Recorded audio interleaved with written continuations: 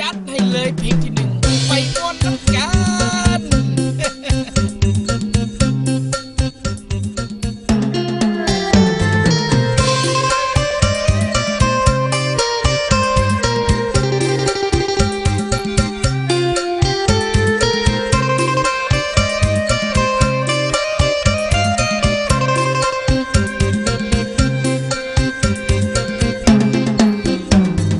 คน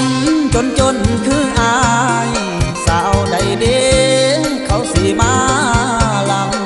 ำยามเมื่อแรงคำเศร้ามีแต่เอาอังกะใจอยากมีแฟนเต็มที่ถึงป่านนี้ยังหาบ่ได้คิดมาแห่งเศร้าหัวใจเกิดจังใดนอจังสิมียามเมื่อหัวลมตอง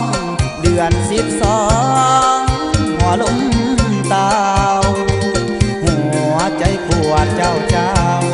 หนาวสะบันคู่บ่มีสาวใดก็บ่สงสารแสนท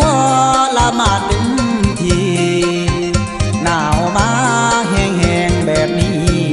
มันซ้ำชีวิตผู้บ่มีคู่เคียงยามเมื่อดึกคอนได้แต่นอนบดหูนอนก็โคตรขี้คู่บ่มีสู้ห่วมเฮียงสวรรค์สั่งบ่เมตตาหรือว่าฟ้าเจ้าแกล้งลำเอียงสร้างคนบ่ให้มีคู่เคียงสวรรค์ลำเอียงดูสายแน่นบ่มีคนจนจนคืออายสาวคนใด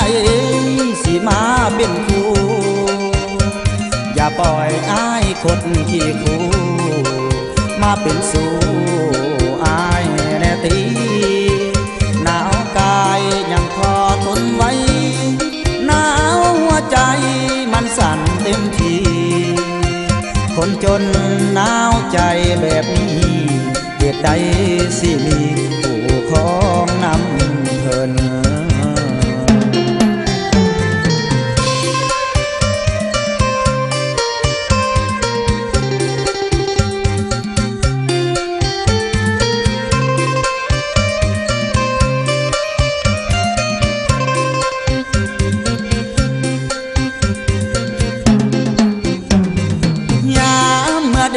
ดึกคอน